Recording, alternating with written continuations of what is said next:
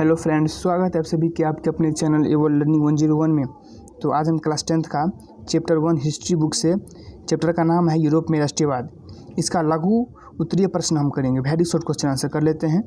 ये जो नोट्स है इस नोट्स में हम टूटे फूटे भाषा में दिए हैं और साधारण से भाषा में दिए जिसे आप आसानी समझ सकते हैं, और अपने तरफ से भी कुछ क्वेश्चन को ऐड किए हैं हम। तो चलिए पढ़ना शुरू करते हैं। राष्ट्रवाद क्या है? तो देखिए, राष्ट्र के प्रति लगाव की भावनाओं को राष्ट्रवाद कहते हैं। ये तो हुआ समझने के लिए, जो राष्ट्र के प्रति जो लगाव है, जो प्रेम है, उसे हम राष्ट्रवाद कहते हैं।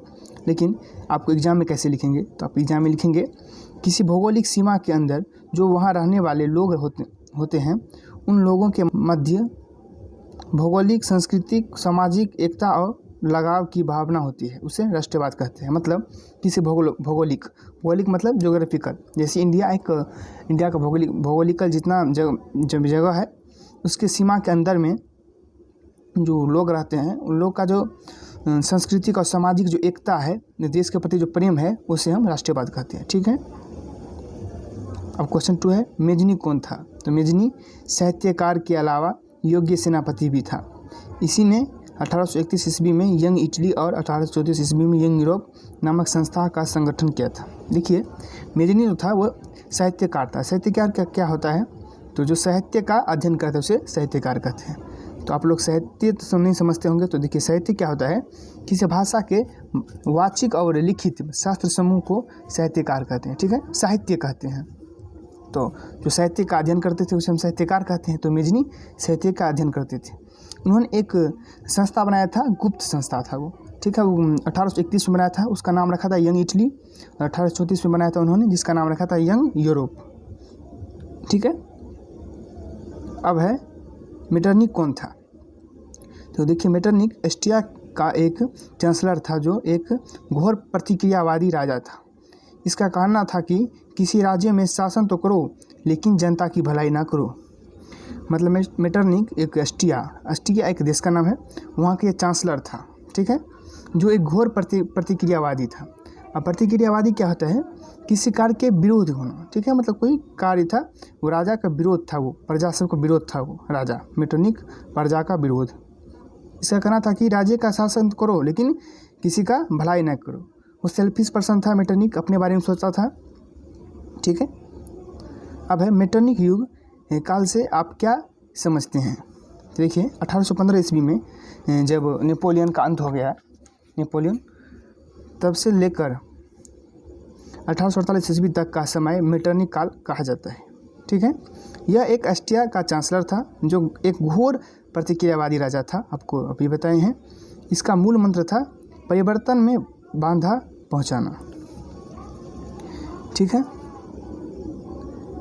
अब है सामंतवाद क्या है?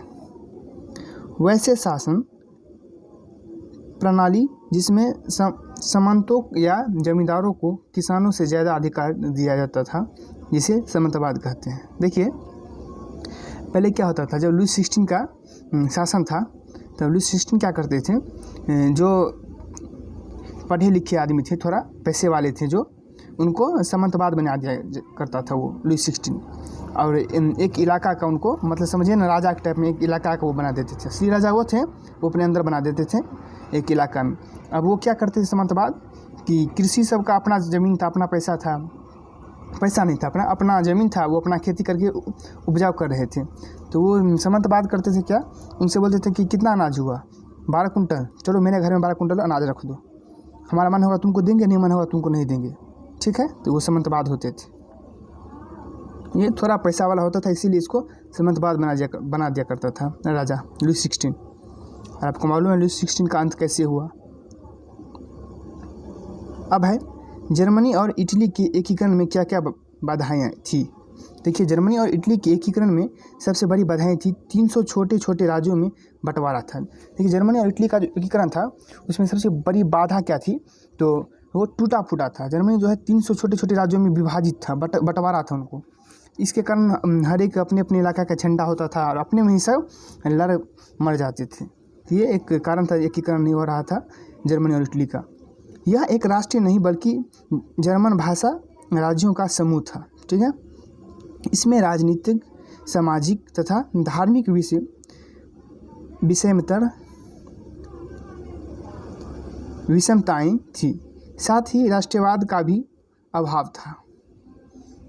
जर्मन इटली के एकीकरण में राष्ट्रवाद का भी अभाव था और राजनीतिक, सामाजिक तथा धार्मिक विषमताएं थी।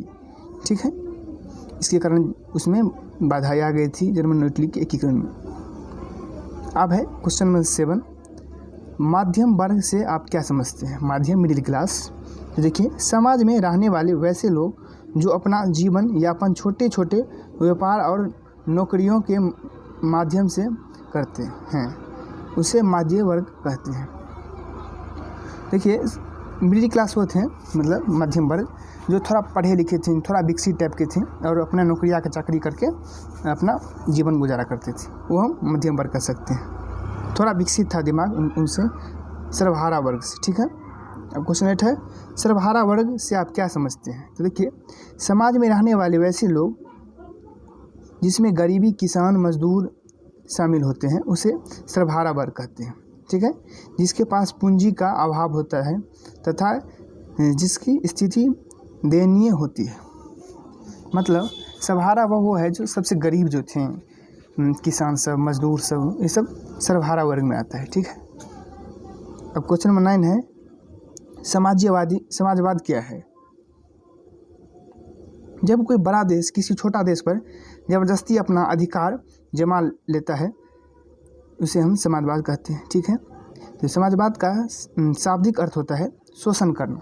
ठीक है, अब देखिए, अंग्रेज सब जो है वो भारत पे समाजवाद किए, भारत को शोषण किए। ठीक है, ज़बरदस्ती शासन किए भारत पे, उसे अंग्रेज को हम, इंग्लैंड को समाजवाद कहेंगे। ठीक है, अब प्रश्न 10 है, वियना कांग्रेस का क्या लक्ष्य था? वियना, ट्रीटी ऑफ वियना आप सुने होंगे।